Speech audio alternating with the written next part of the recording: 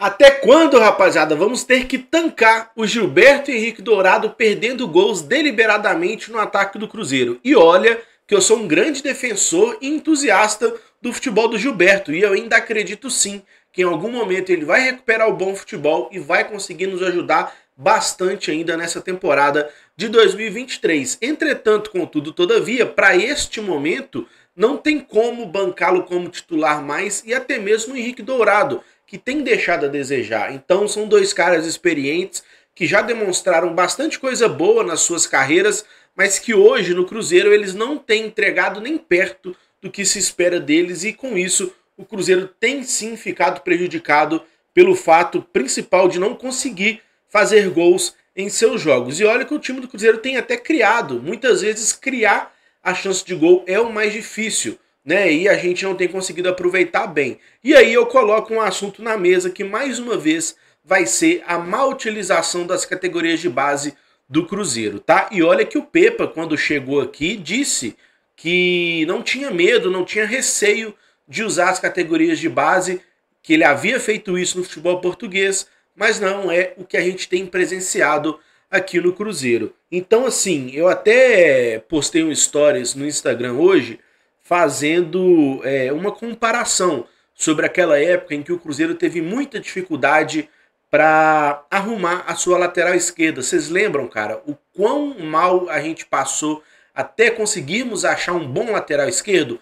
A gente testou o Marcelo Hermes, a gente passou raiva com o Patrick Bray, Giovanni Palmieri, João Lucas, mano. Olha como é que o estômago embrulha ao lembrar desse bando de cabeça de bagre que passou pelo Cruzeiro. E aí, depois de contratar meia dúzia de jogadores, quem resolveu o nosso problema?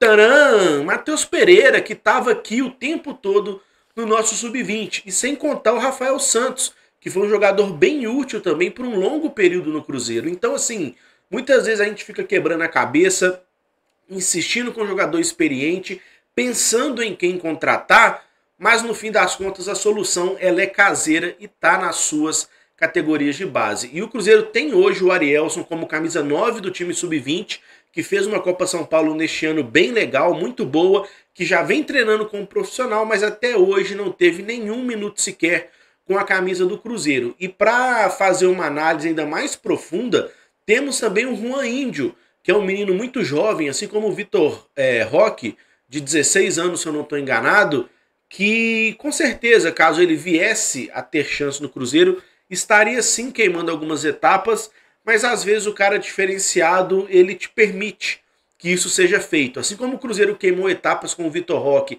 e ele foi muito bem aqui e está muito bem no Atlético Paranaense, o Juan Índio poderia ser esse cara, porque sim, o Juan Índio é um cara diferente, que já está sobrando no Sub-17, se eu não me engano ele já participou pelo Sub-20 do Cruzeiro também.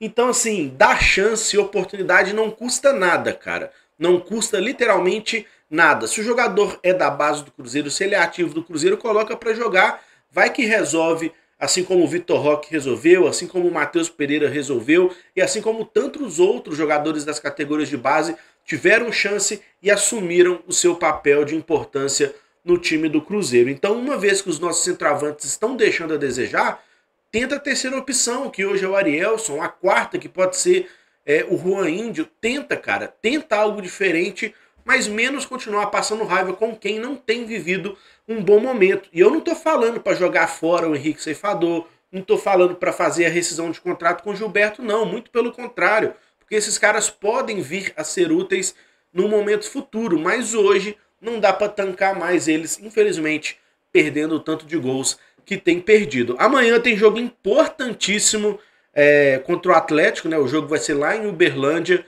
6h30 da tarde, e o Cruzeiro precisa demais dessa vitória para continuar se mantendo ali no pelotão de cima, ainda mantendo acesa aquela chama do quem sabe nós podemos. Nosso rival já nos passou na tabela, se eu não me engano eles estão com 1 ponto na nossa frente, deixa eu ver aqui. O Atlético de Vespasiano tem 14 pontos nesse momento, o Cruzeiro tem 13. Caso a gente vença, a gente pode chegar a 16 pontos, que é a mesma pontuação que o Palmeiras hoje tem na segunda colocação. Eles têm um saldo de gol bem superior ao nosso, então caso o Cruzeiro vença o Atlético, a gente pode chegar ao 3º lugar e se manter no pelotão da frente ali, que é muito importante não para que a gente continue na briga pelo título ou sequer pela briga na Libertadores, mas para que o Cruzeiro continue tendo tranquilidade para trabalhar, que o Pepa possa continuar tendo tranquilidade para impor a sua cara ao time do Cruzeiro e figurar entre os primeiros do campeonato é importante para que não se tenha uma pressão exacerbada e você acabe perdendo a mão. Então o clássico de amanhã tem uma importância muito grande, não só para o Cruzeiro, né, cara? O Atlético também vem de uma eliminação na Copa do Brasil, até mais feia do que a nossa. A nossa, na verdade, não foi feia, né? O jogo entre Cruzeiro e Grêmio era 50% para cada lado. A gente lamenta sair da forma que saiu, porque tivemos chance e entregamos a paçoca. Mas o time deles lá, literalmente, cagaram nas calças e perderam para o Corinthians do Pô Fechou. Pô Fechou esse que eu gosto muito. Me agrada ver o Luxemburgo tendo alguns êxitos aí no futebol, porque eu gosto dele como pessoa, como treinador. É um cara muito importante na história do Cruzeiro. Então, o jogo de amanhã às 6h30. O Cruzeiro já soltou a lista dos relacionados, que eu vou colocar aqui na tela agora. 3 goleiros, bem provável que um deles seja cortado como vencendo, Anderson, Mesquita, Cabral. Defensores, temos o Igor Formiga na direita, assim como o William também. Para a esquerda nós temos apenas o Marlon e temos de zagueiro Lucas Oliveira, Castan, Neres e Reinaldo. Muita gente defendendo que o Oliveira talvez seja digno de ir para o banco neste momento. Para o meio campo temos Daniel Júnior, Felipe Machado e Ian Lucas, né, que nunca mais entrou. Matheus Vital, Jussa, Neto Moura, Nicão e o craque de bola Alisson. Quiçá o melhor volante em atividade no mundo, tá?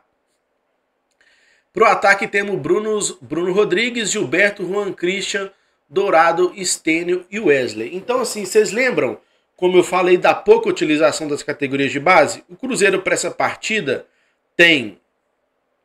na zaga não temos ninguém da base. Temos Daniel Júnior, Ian Lucas, temos Juan Christian e temos Stênio. São apenas 4 jogadores oriundos da categoria de base do Cruzeiro, e eu continuo batendo nessa tecla porque isso é um discurso do próprio Cruzeiro, enquanto empresa, enquanto instituição, enquanto SAF, enquanto clube, denominem como quiserem. Mas o próprio Cruzeiro bate nessa tecla de que para que se faça um futebol sustentável é necessário que jovens jogadores sejam utilizados em campo, ou seja, eles precisam de espaço, tempo, oportunidade, e isso o Cruzeiro não tem tido como ponto forte nesse momento. O próprio Juan Christian, que está no banco aí, raramente entra. O Stênio até participa bem. O Daniel Júnior está sendo bem ignorado pelo Pepa também, e eu acho que está tendo margem para ele entrar nas partidas, tá? Então precisa, cara. O trabalho do Pepa, e aí, pessoal, para que fique claro, né? Porque a gente tem que desenhar para que não sejamos entendidos errado. Não estou metendo pau no Pepa, não estou criticando nem nada, mas nada é tão bom que não possa melhorar, cara. Então, assim, o trabalho do Pepa até aqui é show de bola. Desde que ele chegou, ele conseguiu colocar sua cara ao Cruzeiro. Estamos no caminho certo. Por mais que a gente tenha perdido alguns jogos, a gente tem perdido jogando bem em boa parte deles. Então, existe um bom trabalho, existe um caminho sendo percorrido. Às vezes o resultado não vem porque faz parte.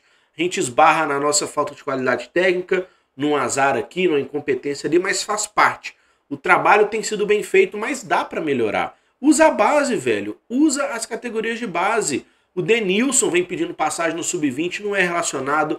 O Arielson fez uma boa Copa São Paulo, tá bem no Sub-20 e não recebe chance, sendo que os nossos 2 centroavantes não têm arrumado nada. Então eu acho que o Cruzeiro tem negligenciado demais o uso das suas categorias de base quando a gente tem tido margem para fazer isso.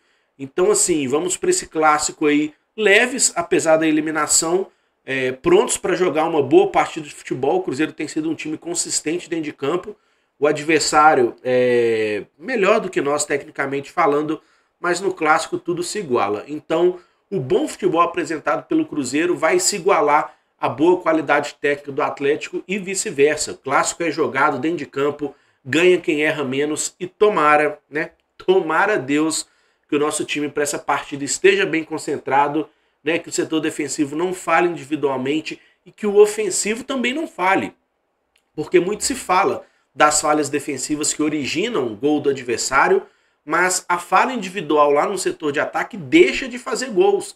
e isso contribui diretamente para muitas vezes um resultado negativo dentro de campo. Então, que o Pepa possa utilizar bem os atletas relacionados aí, escalar um bom time dentro de campo e que, sobretudo, os caras estejam concentrados para a partida, porque amanhã contra o Vespasiano vai ser guerra e o Cruzeiro precisa muito desses 3 pontos para continuar no pelotão de cima, para não descolar e para a gente continuar mantendo vivo esse sentimento de que sim, podemos mais, mesmo que pensando friamente seja difícil pleitear algo mais no Campeonato Brasileiro. Deixa aí abaixo nos comentários a sua opinião. Bora trocar uma ideia sem lero-lero, de torcedor para torcedor. Forte abraço, tamo junto, vamos que vamos. É nóis.